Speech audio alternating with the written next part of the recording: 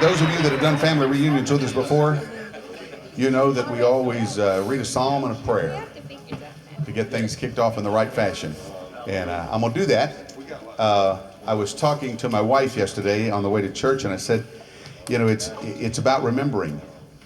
And I had the thought that God loves remembrance. He told his people, he said, remember the way you came. He told Abraham when he was looking for direction, he said, look back at the way I brought you. I brought you here and you built an altar. I brought you here and you built an altar. I brought you here and you built an altar. Remember the past.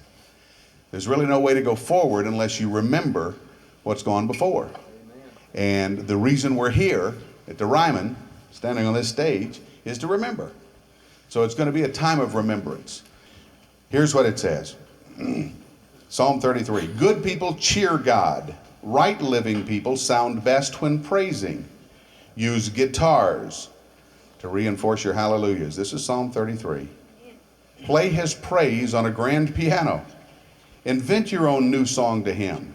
Give him a trumpet fanfare. For God's word is solid to the core. Everything he makes is sound inside and out. He loves it when everything fits. When his world is plumb line true.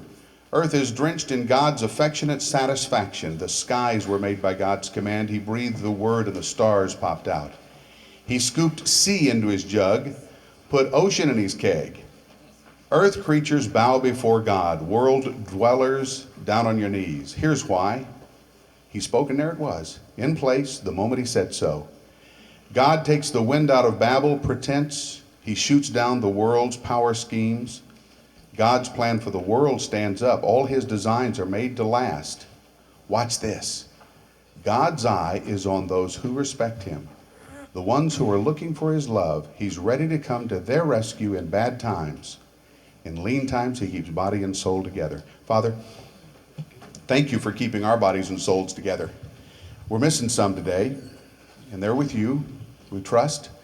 Lord, we love you, and we thank you for the opportunity of being here today, remembering. Help our thoughts to be on the things of the past and the things of the present and the things of the future, and enjoy each other's company today while we have a chance. In the name of Jesus, amen.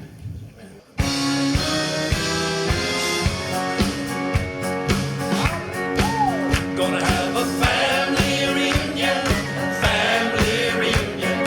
good old-fashioned outdoor barbecue. Gonna have a family reunion, and you're invited too. Family reunion, and you're invited too.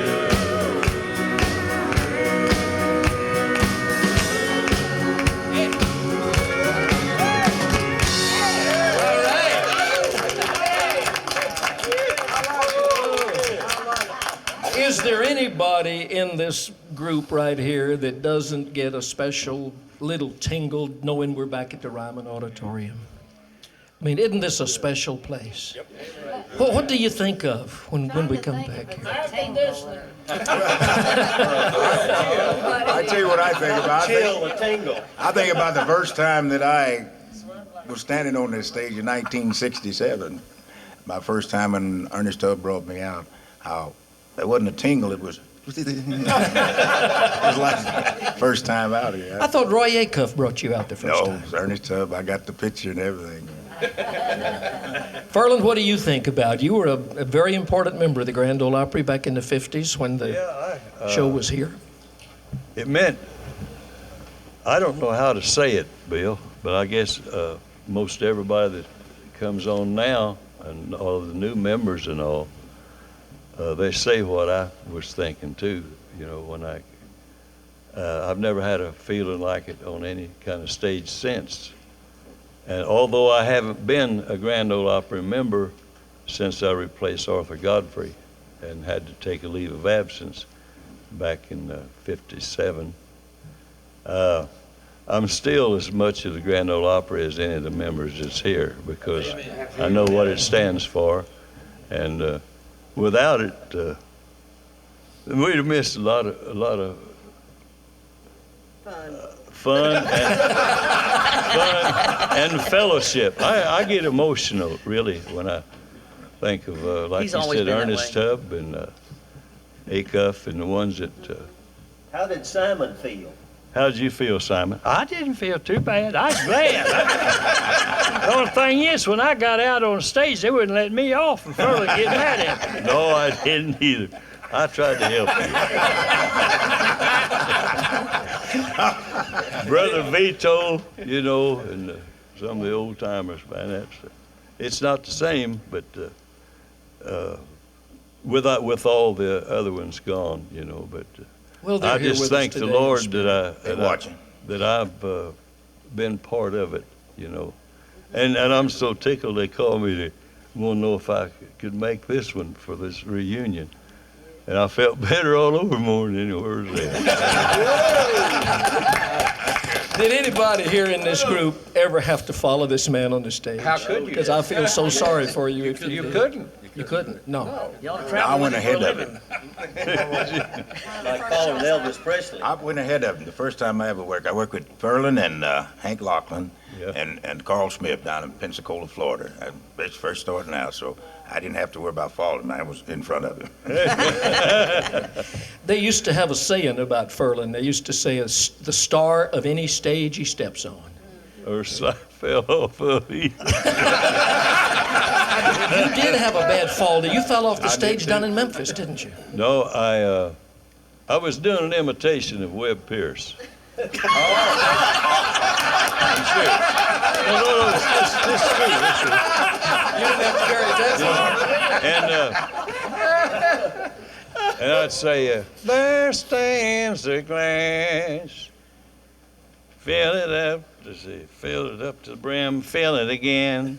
I ain't had none today. You know, but anyhow, but when I'd walk out, some of the band members had helped me get out to the mic. I'd overdo it. When you imitate somebody, you know, you overdo it anyhow. So, but I stepped a little closer and I leaned like back and forth, and I leaned a little farther than I meant to. That stage was as high as the ceiling, but. I landed on my feet and got back, come up around. A lot of people thought I fell, but I didn't. I really didn't fall. I slipped. You got a whole bunch of your friends here today, and everybody Sure. knows the words. Could we talk you into a little bit of Wings of a Dove? Well, you know, with Hal Ketchum singing it, I don't know. And so many people's recorded it. Charlie and everybody's recorded it on the albums, you know. And just like the other night, I heard one of the other shows, Frankie Ford or somebody, I turned it on. It was one of the Larry Black production things, Gabriel or whoever's. And he was singing Gone. But it got right to the middle of it. And I thought, I know that song. and this is gospel truth. And it dawned on me what the song was, because he got a different rendition. And when he got to the end of it, I said, no, I thought, well, that's my, then I said, no, that ain't the song I sang. He got higher on the end than Miss Millie, you know, on my recording of it. Great job he did. And what I'm getting at is with with Charlie and Hal. When Hal joined the Opry, I got the honor of coming out and hugging his neck, singing it with him, you know. So y'all sing as loud as you can and try to drown me out. That's awesome. On the wings of a snow white dove, he sends his pure, sweet love, a sign from above. On the wings of a dove, when troubles surround us, when evils come, the body grows weak, the spirit grows numb, when these things beset us, he doesn't forget us. He sends down his love, on the wings of a dove, on the wings of a snow white dove. He sends his pure, sweet love, a sign from above, on the wings of a dove. when Noah had drifted on the flood many days. Sing it, Charlie. He searched for land. He searched for land In various ways. various ways. Troubles he found, son. What wasn't forgotten was he sent down his love on the wings of a dove. Everybody now. On the wings of a snow-white dove, he sends his pure, sweet love, a sign from above, on the wings of a dove. When Jesus walked down to the river that day, he was baptized in the usual way. When John baptized God's Son, God told him, well done, and he sent him his love on the wings of everybody now. On the wings of a snow-white dove, he sends his pure, sweet love, a sign from above, on the wings of a dove, a sign from above, on the wings of a dove, wings of a dove.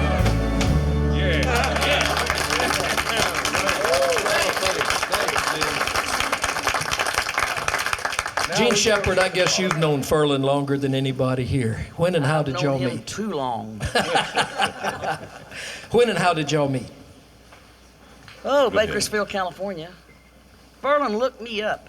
I was living in Oceana, California, playing over there, and he showed up one day, and I had one record out on Capitol Records, and I thought they wasn't going to record me anymore because it was a big flop. But Furlan come over to Oceana and said they wanted me to come to L.A. and do Bonnie Owens and I was disc jockeying Yeah. at the time in Bakersfield. right. But Bonnie Owens and the Fuzzy Owens Yeah. had Bonnie Owens and Fuzzy Owen had the Dear John the Letter. on the little Bakersfield label. And Furlan looked me up and said they wanted me to do it, and you owe me $48.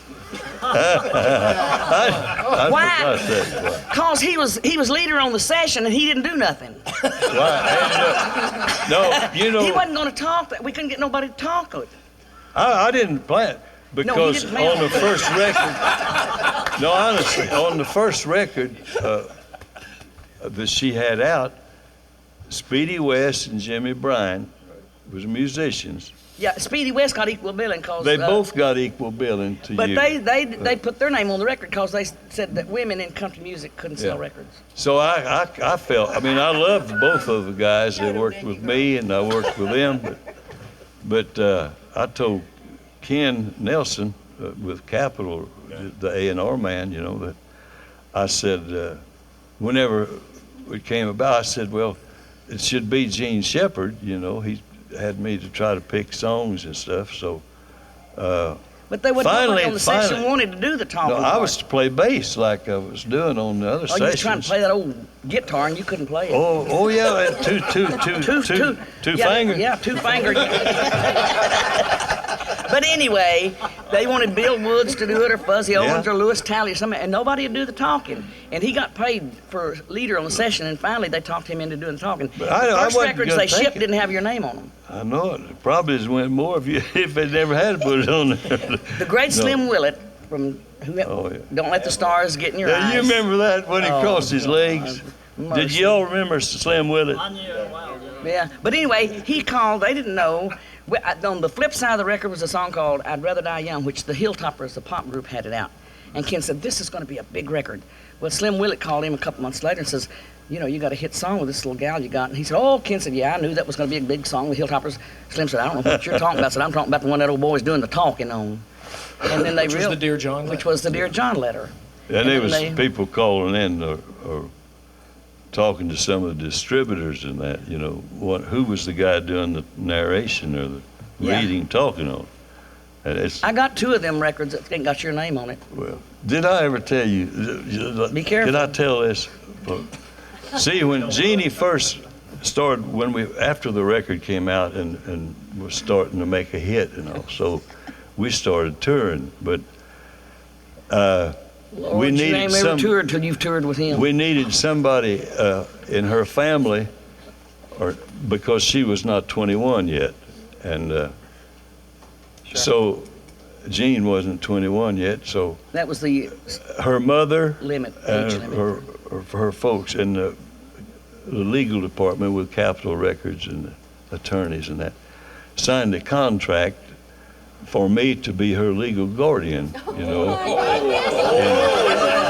Yeah. So you could. Yeah. That's true. Yeah. And we always had rye bread and bologna in the car, and purple onions, didn't we? This was when we couldn't afford to eat. Now, y'all are laughing at this, but there was always a loaf of rye bread, and we'd stop one of them old country grocery stores and get us some real thick sliced bologna and a Bermuda onion. Oh, yeah. Me and Ferdinand was broke, and Tommy Williams had all the money in the world.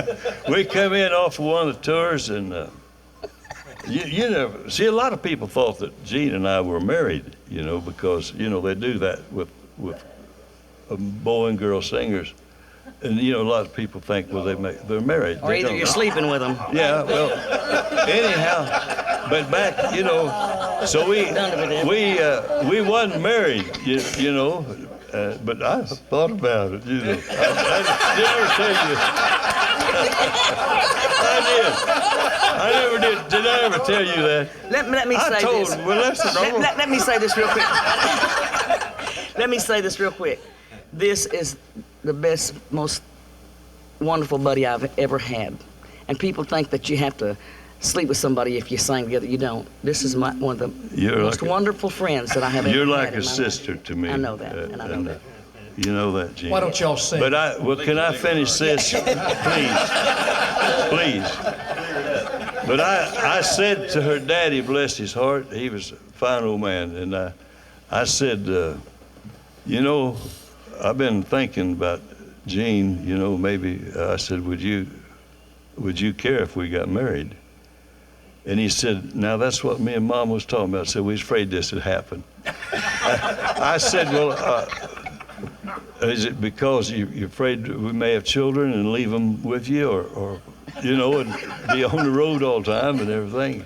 He said, no. He said, well, that too, but he said, the main thing is, he said, we got to thinking it over, and he said, by her being a shepherd and you being a husky, he said, we couldn't figure out what kind of kids it is.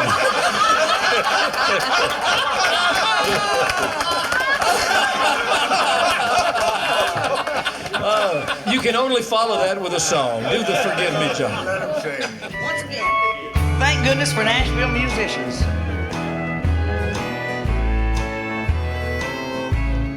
Dear John, oh how I hate to write.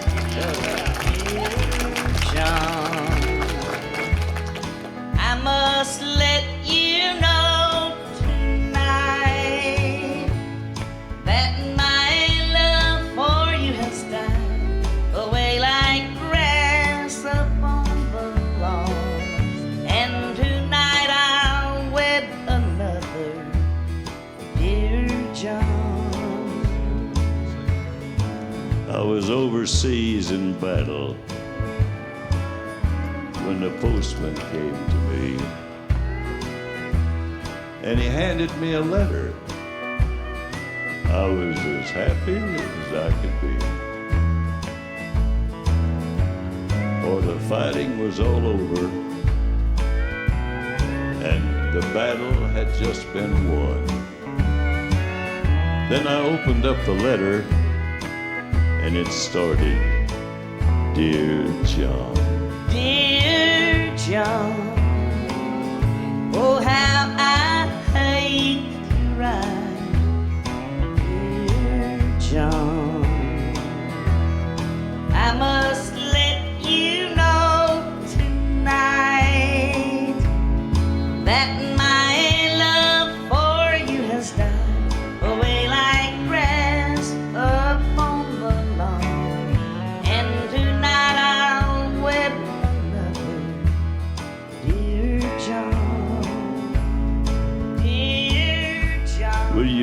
Please send back my picture.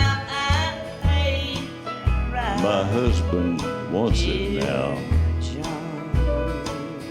When I tell you who I'm marrying, you won't care, dear, anyhow.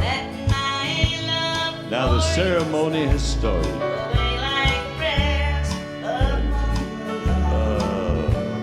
And tonight I'll wed your brother, dear John.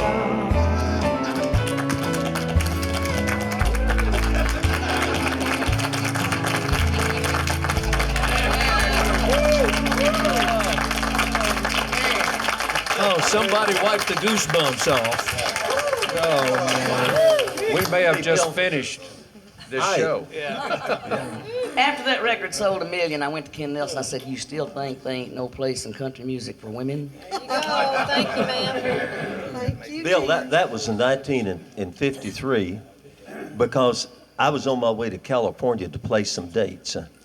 And I was taking me and my family, and we had one of these old window units. You didn't hardly have air conditioning in the cars then. You had an old window unit.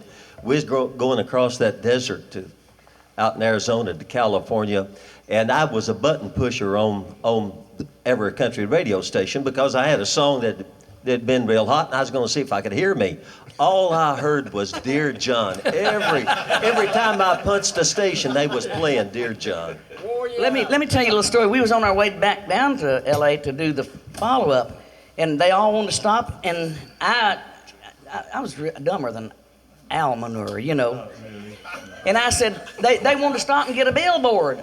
I said, "What do you want to get? How are you going to get a billboard in this car?" I thought they was talking about a billboard. And then they explained to me that it was a trade magazine. I know what a billboard was. And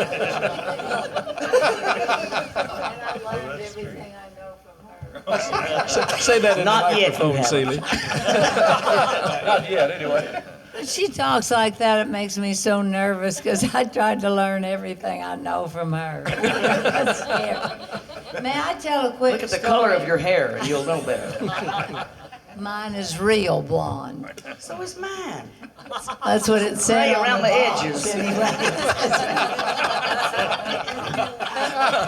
You didn't follow the instructions good enough, Celie. No, that's what happened to her.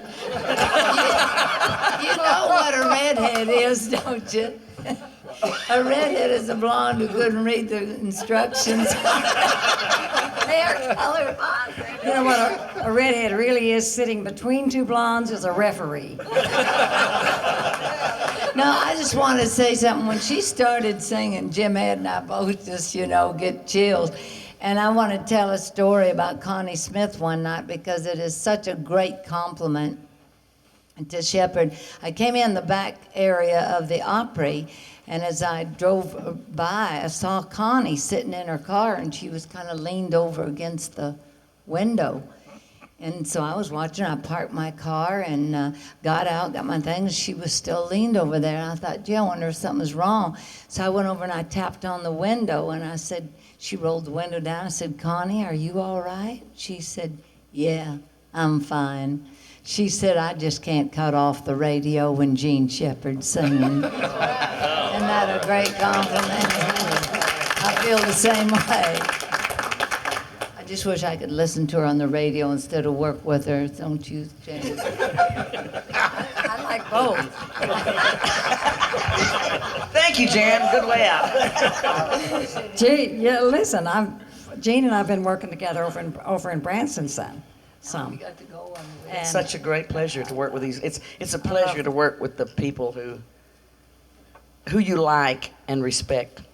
Good to work with pros, ain't it?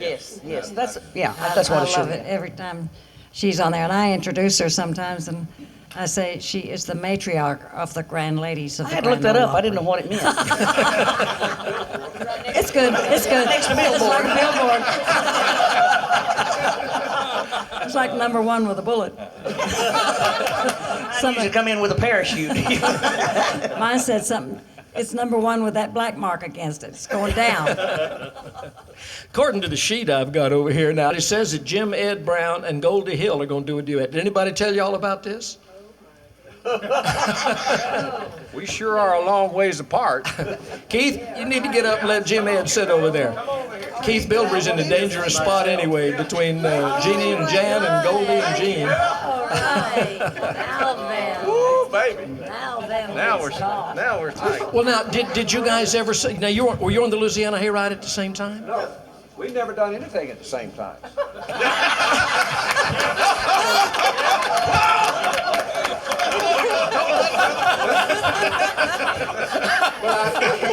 There's a first time for everything, so I'd as soon start now as any time. I've embarrassed Goldie. I'm sorry. Where's Carl? No, well, I left him home. Oh, good. You told me he was on the He's on a world tour. Yeah. Tell him Yeah. what he's doing. He's playing fiddle with an all jug band. He's on a world tour. He didn't retire. He was on vacation, and then this job came, and so Williams and Willie's still at home with me, but Carl's gone. Oh. Bill Anderson's gone. Bill does not know. Bill doesn't know. Well, Williams and I don't Willie. think we better tell him right No, now. no, we won't. But Jim Ed wrote Looking Back to See. Larry came up with us, evidently he must have wanted us to... He puts me with good-looking He either ladies. liked it or he wanted to make us look silly again. I don't know which. After this, he may never ask again. Okay. Well, Jim Ed, you were singing, of course, with your sisters at the Louisiana Hayride. Maxine. Goldie, did you and your brother Tommy, did y'all ever sing together? Was he part of what you did down there? No, I worked with Webb Pierce. Tommy was at the band with Webb Pierce, and I was on the Opry when Webb was there, and Charlie Walker and Billy Walker. Weren't you there when we were there? The hayride? Yeah. Webb, I inherited you for 2 weeks from Webb. Don't you remember whenever, when I joined the hayride and Webb went out to the West Coast when he had Wandering Out and he started, worked a whole bunch of dates, and you and Tommy and the guy that drove the limousine that Webb let me borrow. You remember that big black limousine? Yeah. Cadillac limousine he just bought? We called him Uncle. Uncle, well, I can't remember what his name was. It's been so long ago, but Well, ain't that something? Billy has inherited two different groups. He inherited you, but he inherited Maxine and Bonnie. yeah. And got a new car both times. A Lincoln and a Cadillac. But we went down. We also sang at Hank Williams' wedding together. You remember that? Oh, yeah. Yeah. Was in both weddings. Yeah. That's right. You're right. Oh, yeah, same Did the same ceremony, song. same preacher. So that's really a true story. Hank Williams, when he married Billie Jean, they did do it in the afternoon and then again at night. Yeah. Wow. Prior to they had already married the day before. Oh, so the ceremony then at the auditorium, was that just for show? That was for show. They'd already actually Yeah, I married. think they had already. Well. Yeah. But I went to the hayride because of Webb Pierce. He hired me as a girl singer, and then They told me I would like this because all these things coming out. I'm just. and Tommy was working with him. My brother was working with Webb prior to that. And that was started in April of 1952.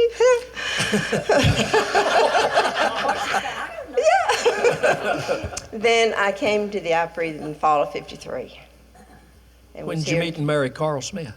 Well, I met Carl before I came to the Opry, and I followed him for 4 years, and then we got married in '57. Yeah. Well, you had a long path, didn't you? Yeah, I went from 'Cause Billy he went Walker to everywhere. Webb Pierce to Carl Smith. Well, you're with Jim Ed now. I was with the pros. Y'all sing. Okay. If we need the band to kick it off. Justin and I recorded this Yeah. song together. And I'm just trying to learn it. Are you ready? Give me some of them surefire kisses, make my temperature go rising above. Don't want none of them finger snappers, give me some of them thunder clappers, surefire kisses to light the flame of love. Although we're going steady, you treat me so unfair, you're always so unready when love is in the air. If I'm your one and only, why be so unconcerned? Why are your lips so cold when mine are ready to be burned? Give me some of them surefire kisses, make my temperature go rising above. Don't want none of them finger snappers, give me some of them thunder clappers, surefire kisses to light the flame of love. When we should be romancing, you stop before you start, and even when you hold me, we're still a mile apart. If you don't want to lose me, it's time you understood. You gotta kiss me better than a country cousin would. Give me some of them surefire kisses, make my temperature go rising above. Don't want none of them finger snappers, give me some of them thunder clappers, surefire kisses to light the flame of love.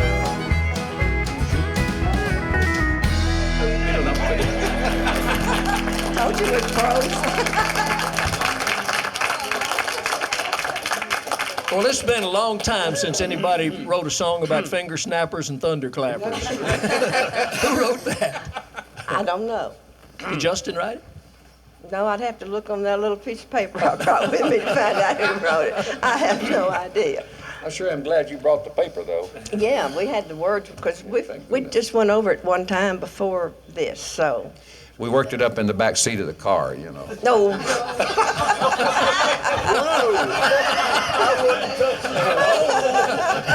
It's okay, they never do anything at the same time. You know, that's the way we use it. The Browns used to do that. I'd get in the back seat with the guitar, and they'd both, one of them would be driving, the other sitting over there, and that's the way we worked up most of our songs, going from one place to the next, you know.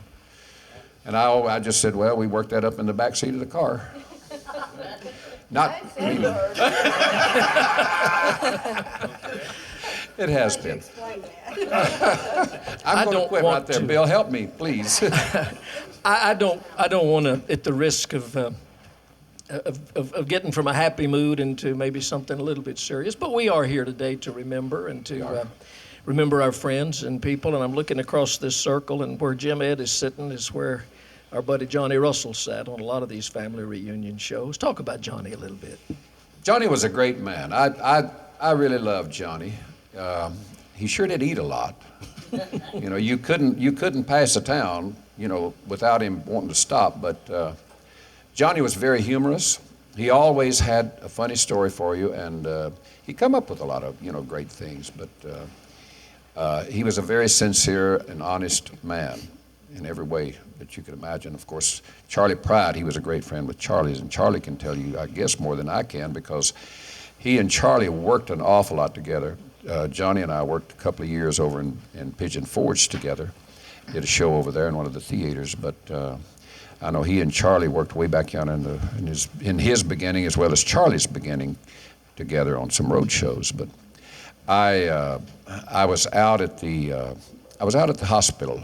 You know, he was in the hospital for a long time, and I'd go by as many times as I could and as often as I could. I'd go by and see him to make sure that he was okay and see if he needed anything, and he was always happy and all.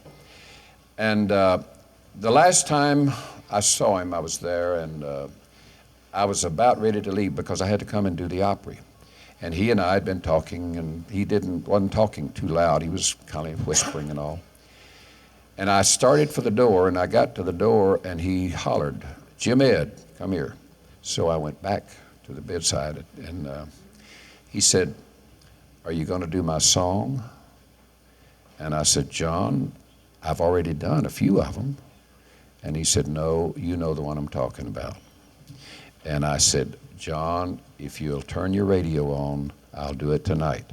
So I came out and I ran over the song with the boys in the band, and we did it that night. It's called "Ain't You Even Gonna Cry." So fellas.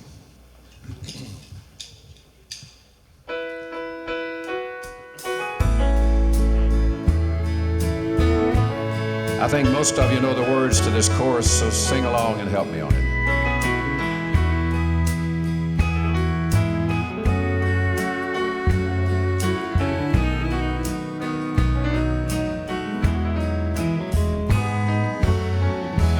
Ain't you even gonna cry?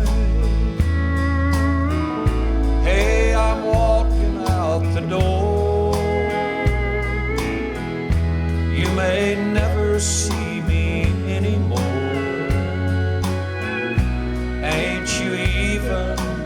cry. Oh, I've taken all that I can take. My heart's broke, all a heart can break. I'll be leaving now for my heart's sake. Staying here would be a big mistake. Ain't you even gonna cry? Hey, I'm walking out the door. You may never see me anymore. Ain't you even gonna cry? I don't know where I'll be going to. Just someplace to get away from you. All this hurt and pain you've put me through. I don't suppose that I'll be missed by you. Ain't you even gonna cry? Hey, I'm walking out the door. You may never see me anymore. Ain't you even gonna cry?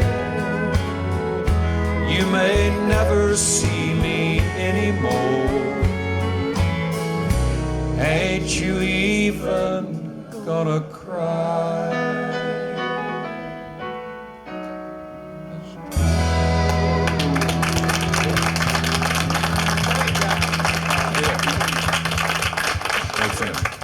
Jeannie, you probably knew Johnny as well or better than anybody here. What do you remember about him the most? Well, there are so many things that I remember about Johnny, and most of them I can't tell. To be some of my favorite stories, but you know, Johnny wanted so much for his funeral to be a true celebration. So often we say we're here today to celebrate the life of someone, but we're really not. He said that it bothered him to be at a funeral or whatever, and when someone spoke or when someone sang, and there was this uncomfortable feeling about whether or not you should applaud, you know, and he said, make sure everybody knows that I want music and I want laughter and I want applause and celebrating. And so he had all of that. He basically wrote that show that was his funeral. I mean, and one thing occurred to me, as bad as I felt, I thought, I am still doing what he tells me to do, you know? Why do I do this, you know? I can run faster than him, you know, like why? Of course, as everybody here knows too, Johnny could make you do anything because he made you want to do it, you know? But anyway, when John and Julie called me, they were telling me that the Whites and who all was going to sing, and said, and he wanted you to speak, and he wanted humor. And I'm like, what are you saying to me?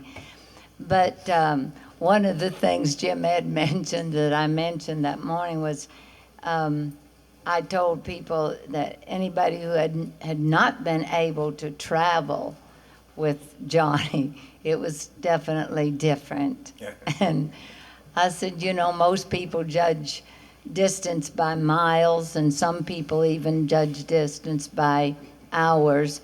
Johnny Russell judged distance in meals. We were working a theater in Branson together, and the first time I was going to ride up there with him, I said, what time are we leaving? And he mentioned some ungodly early hour in the morning, and I said, why? And he said, Sealy, just outside of Nashville, just north of Nashville, this place has great biscuits and gravy, but you got to get there early, you know. Then you had to make it to Sikeston, Missouri, to the home of the Throwed Rolls for lunch, then stop to Van Buren for a chocolate milkshake, and still get into Branson to have dinner, whoever's lucky restaurant got it. Or do what you did and then go someplace after the show. That was Branson. Sonny Osborne has a story. Yeah, I got a story. I had talked Johnny into walking with me. I walk a lot every day, and I finally talked him into walking. And it took me 2 months. And we were up at a park in Goodlettsville, and we'd gone about 250 yards or something. I walked 4 or 5 miles a day, and we'd gone about 200 yards, and John would just like that. And he said, and this was just when cell phones first came out, and he said, "Do you know how to operate a cell phone?" And I said, "Well, not really." He said, "What you do is you push it where it says power," and he said, "and then you hit, you go 911, and then you hit send." I said, "Okay, John, all right, I'm glad to know that." He said, "I'm not done." And we're walking like 1 mile an hour, just trudging along. And he said, "Now, there's a cellular phone in my car." And he said, "The keys are in this pocket, in my left pocket." And he said, "If I should happen to have a heart attack, I'm going to try to fall this way." so you can get the keys out. And he said, "If I do fall, hurry." And we made it around one time, and then he called it in. But that night he had his first heart attack. Oh my goodness. He did. He called David Wilkins. Is that? Yeah, David Wilkins, his buddy. He called him about 3 o'clock in the morning, and he said, "David, I think you should come over here and maybe take me to the hospital. I think I'm having a heart attack." And it was a mild one, but that was his first heart attack. Anyway. Bill, Johnny and Tommy Collins came out to the house one evening. And we were sitting talking. He was looking at his clock, and he said, "It's 8:30. The doctor said that I needed to eat it at 8:30. And, that kind of went over my head. I was just sitting there, and he said, "I think Tommy's supposed to eat about that time, too." So they talked a little bit long, and he said, 8:45, he said, "The doctor said I needed to eat about 8:45. And I said, "He's telling me he wants me to get up and get him something to eat." And so, anyway, we had something to eat, and it was a real good visit. And the next day, I had a heart attack. You serious? Serious. So then the next time Carl sees Johnny Russell, he says, "Don't ever come to my house again." Charlie, talk about working with Johnny, because I know y'all toured so much together. Yeah, Johnny, we traveled quite a bit. We had started leasing a Fairchild airplane, and we flew and worked a lot of dates, and you couldn't be around him 2 seconds before you're laughing all the time, because he's going to say something. I mean, he don't have to make it up. It's just there. And of course, we both from the same home state of Mississippi, and I did his for the school down there, the charity thing he did down there, and he just was a fine person. His son and in fact, he does a lot of investment things for us too, for our family. And so he's a nice kid too, his son. So we just go back a long way. I mean, he always was a fine person and a jovial, fine man. And I always loved him. Johnny used to talk about y'all being from Mississippi, and he had a funny line. Yeah, he'd do it just about every show. In fact, he's done it on the Opry. He said, I don't know exactly how he does it. He say, because he's about 40, 50 miles down below where my home is, and he'll say, "I'm going home, and we're traveling the highway, and it says Charlie Pride. Now, Sledge, Mississippi, home of Charlie Pride." And he get down to his home, and he says to Moorhead, Mississippi, and says, "Moorhead, Mississippi, Charlie Pride's home 50 miles up the road." And I want to point out something too. There's another thing. My little sign where it says Sledge, Mississippi, home of Charlie Pride, is about big as maybe about a 10 or 12 by whatever. I finally got to, when I went down to do his show, the charity thing. His sign, I mean, Johnny Russell, Grand Ole Opry star. The light turks down and it's shining, man. It's got that name lit up, Grand Ole Opry star. I said, don't you ever tell that story again about Charlie Paso. Bill, Furlan and I knew Johnny when he was about 12 years old in California. Yeah, we all did. Yeah, and there was a leader of the band out there called Dave Stogner from Fresno, California. And Johnny would come to all these shows we done.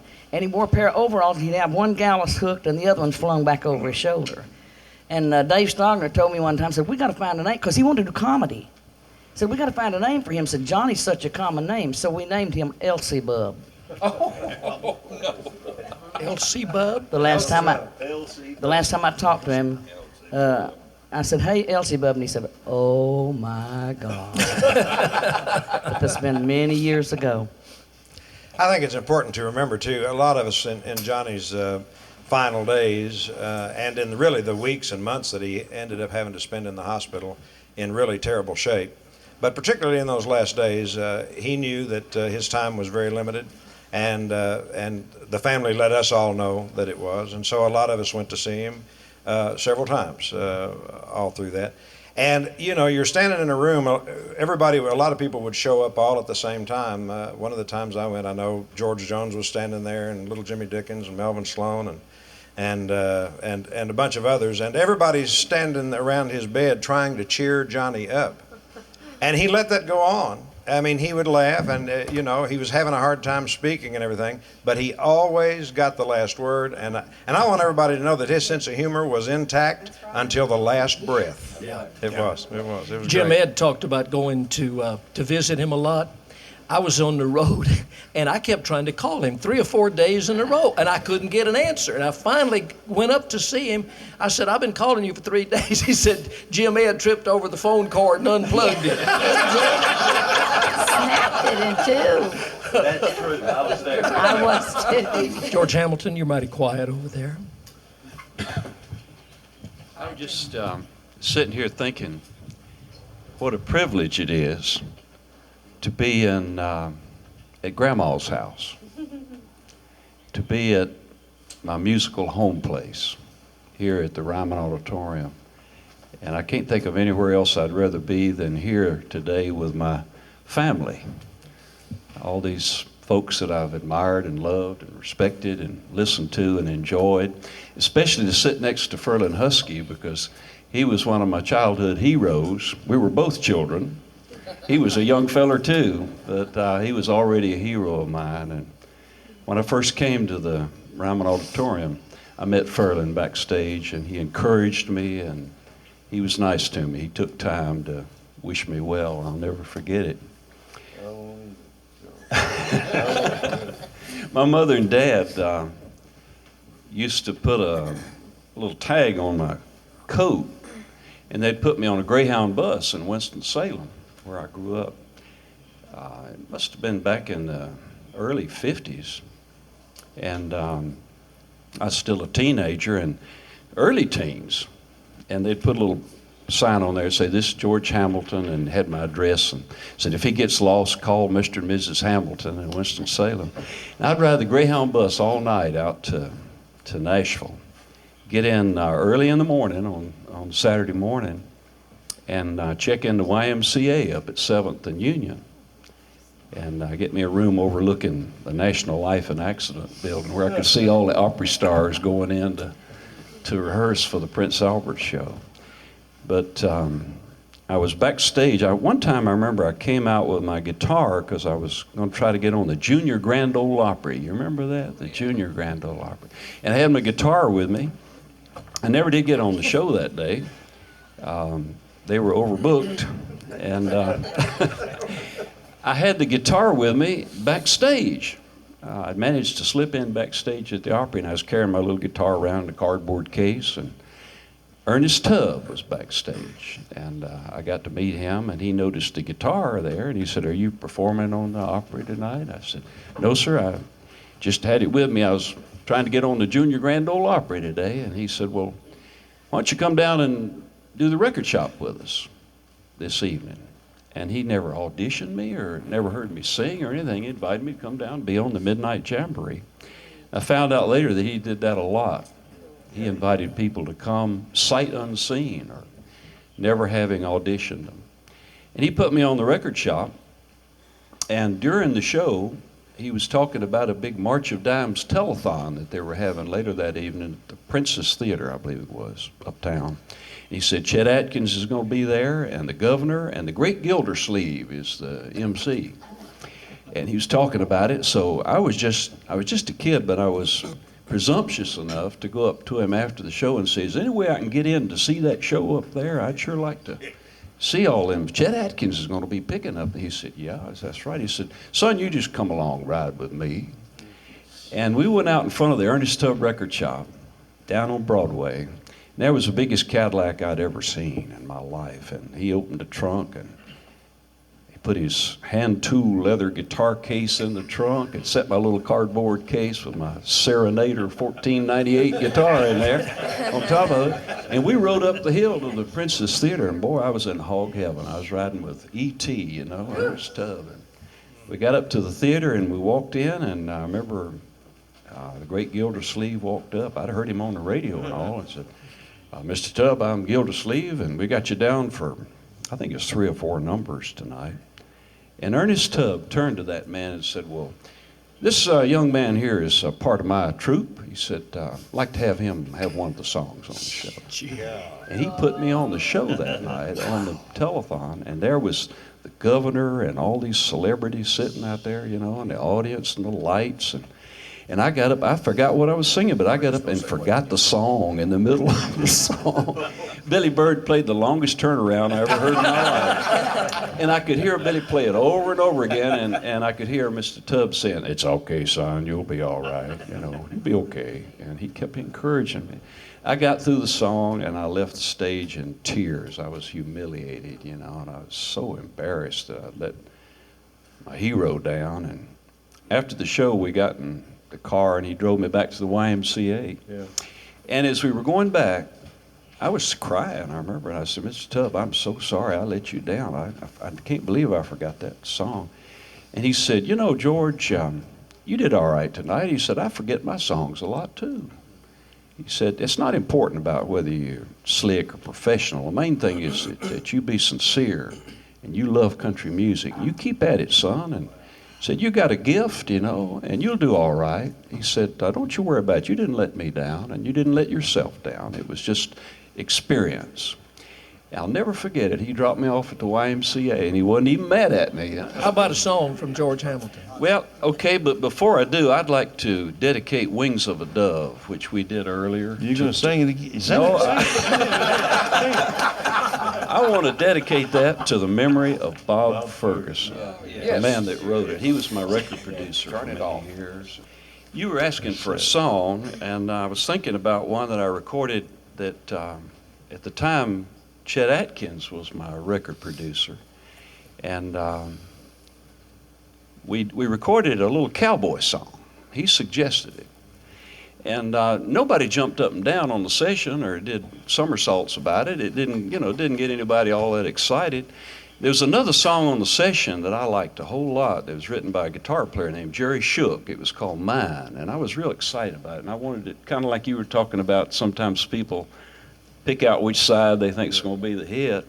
And we did the session, and I did the little cowboy song, and I did Mine, and my focus was on the song I liked. So I called Chet about a week or so after it, and I said, Chester, what about the session? Have you picked out a single? What do you think about that? Mine came off pretty good, didn't it? And he said, well, George, I think we're going to release that little cowboy song. And I said, what? I said, what are you talking about? He said, Abilene. We're going to release Abilene. I said, what on earth for? And he said, well, he said, some of the brass from up in New York were down here and checking me out, and they wanted to hear what we'd been doing lately. And I had your tape on top of my desk, and it was the first cut on the tape. they seemed like they kind of liked it. And I thought I'd quit while I was ahead. That's how Abilene. Sing it.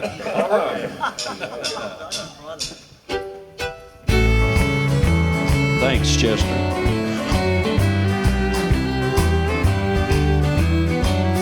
Abilene, Abilene, prettiest town that I've ever seen. Folks out there don't treat you mean.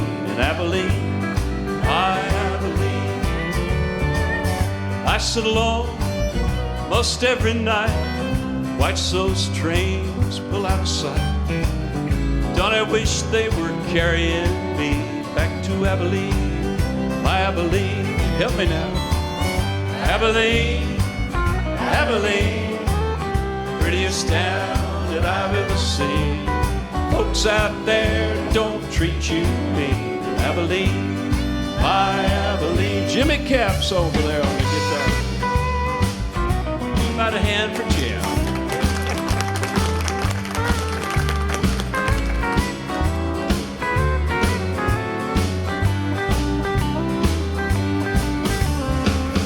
Crowded city, there ain't nothing free, nothing in that town for me. Wish to the Lord that I could be in Abilene, sweet Abilene. One more time. Abilene, Abilene, prettiest town that I've ever seen. Folks out there don't treat you mean. In Abilene, my Abilene. Folks out there, they don't treat you mean. In Abilene, my Abilene.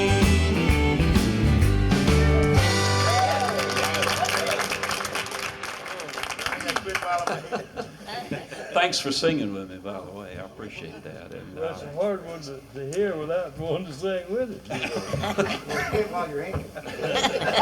I was thinking, we mentioned, we're talking about Johnny Russell, and of course, Chet Atkins. When I think of him, I think of my daddy and Dr. Billy Graham, because Chet Atkins was the greatest man I think I ever met, other than my daddy and Billy Graham. And Bob Ferguson, Johnny Russell, so many are right in line behind, but Chet was something else, the architect of the Nashville sound. And Bobby Bear back here have a lot to say about that too, because we were both Chet's boys. A lot of us were Chet's boys. But I was also thinking of Billy Bird. We just lost Billy Bird recently. And of course he was E.T.'s guitar player for so many years. When I moved to Nashville in 1960, we moved in a little duplex over on Chesterfield Avenue, and we're settling in a little duplex there where Fairfax and Chesterfield come together. And the postman came over one day and said, "Are you a hillbilly singer?" I said, "Yes, sir. Just moved to town." He said, "Well, this neighborhood's getting populated with pickers and grinners." I said, "What do you mean?" He said, "Billy Bird lives across the street from you over there." And sure enough, I went over and met Billy Bird, and he went on the road with me, the first dates I did in Nashville. And one of the first trips we made, Ferlin, was to out to Kansas City to do a Hap Peebles show. And then I did a place called the Chestnut Inn. Anybody play the Chestnut Inn? Charlie Genova's Chestnut Inn. And we were playing Chestnut Inn in Kansas City, and of course it's on the Missouri side, I guess, isn't it? And I said to Billy Bird, my brother was with me too. He was out. It was in the summer. He was off school. We were traveling.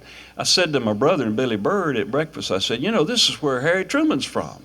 President Truman's from here, and they've got his museum. We need to go visit the Harry Truman Library." And so Billy said, "Yeah, I'd like to do that." And my brother said, "Yeah." So we went to the Harry Truman Library. And we walked around and saw all the things, and my brother said, "You know, I sure would like to meet President Truman." Of course, he was out of office then, you know, but he was back home there. And I said, "Well, there's no chance of that." He said, "Well, I hear he's got an office here in the museum." I said, "Well, you're not going to meet President Truman. I mean, you know, we're not VIPs." And so, sure enough, my brother wandered off, and he came back in a few minutes, and he said, "I just talked to a security guard around there, and he said Mr. Truman is here in his office." And he's going to be leaving in a few minutes because John Kennedy from Massachusetts is coming to see him tomorrow. He's running for president, and he wants Mr. Truman to support him. So Mr. Truman's here getting ready to meet Mr. Kennedy, Senator Kennedy. And if y'all go around the back of the building, you might get to see Mr. Truman as he leaves today. He's going home early. So Billy Bird and my brother and I went around back, and we waited and waited at the back door, and nothing happened. So we sat down under a little tree, and I told my brother, I told you we're not going to meet President Truman. He's a busy man, and we don't have an appointment or nothing. And Billy Bird said, well, let's stay here just a minute or two longer. Pretty soon the door opened up, and out walked Harry Truman carrying a briefcase. No security. This was before Dallas. And presidents didn't have that, ex-presidents didn't have that much security. He's carrying a briefcase, and he come walking down the sidewalk. And of course, we jumped up real quick and we're brushing ourselves off, trying to get straightened up. And he said, hey, fellas, how you doing? Came walking over to us, had a little hat on, and said, where y'all from? And I said, Nashville, Tennessee. He said, Nashville, Tennessee, how's Minnie Pearl doing? And I said, you know Minnie Pearl? He said, yeah. I said, you know, when I was in the White House, I used to listen to that little country station over in Arlington, WARL. Connie B. Gay used to have a show.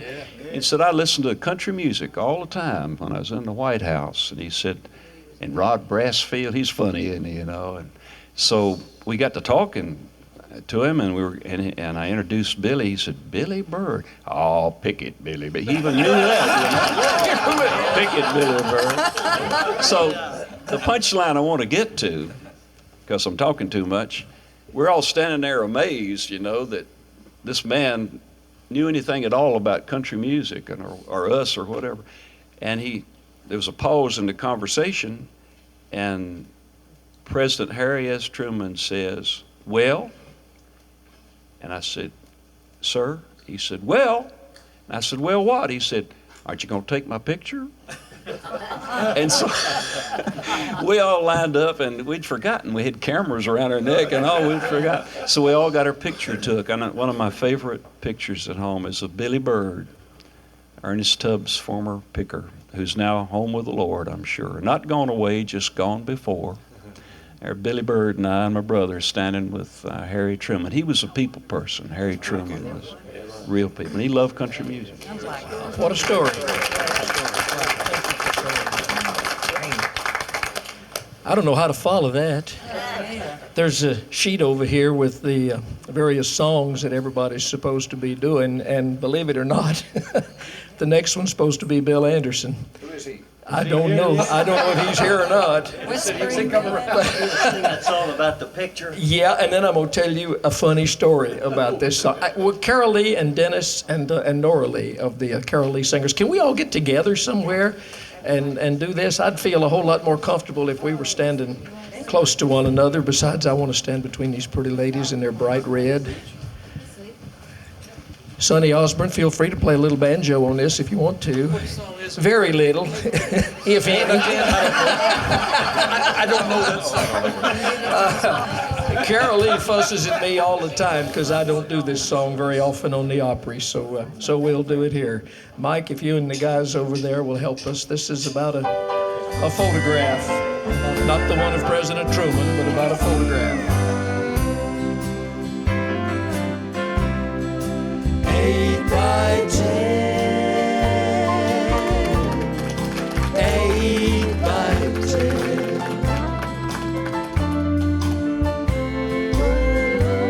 All that's left of our old love now is just your picture. 8 by 10. A souvenir of things that might have been.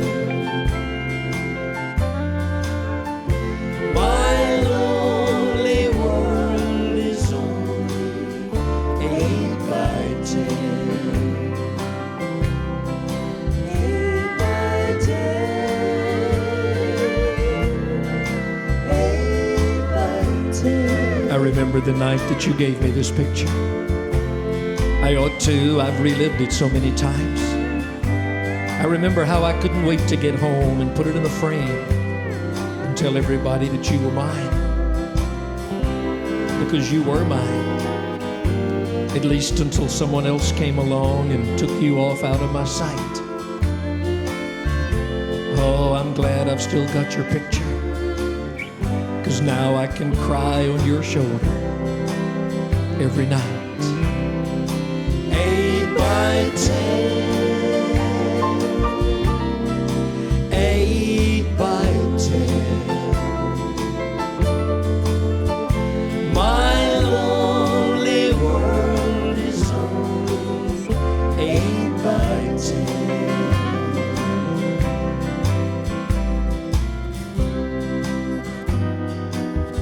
It's awful to be jealous of an old picture frame, but I'm jealous of anything that's close to you.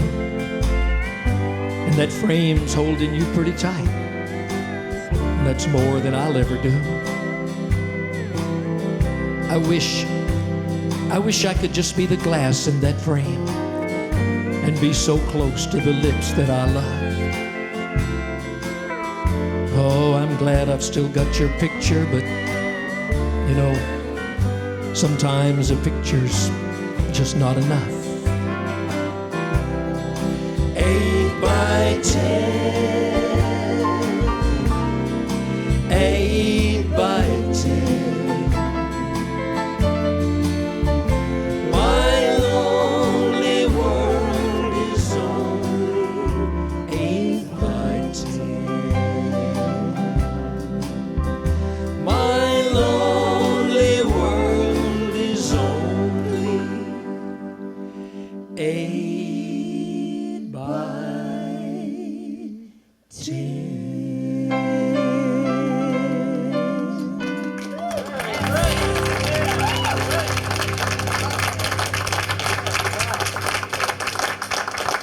Thank you all. I couldn't help but think of our buddy Johnny Russell. He said to me one time about that song, he said, sing that song about eating.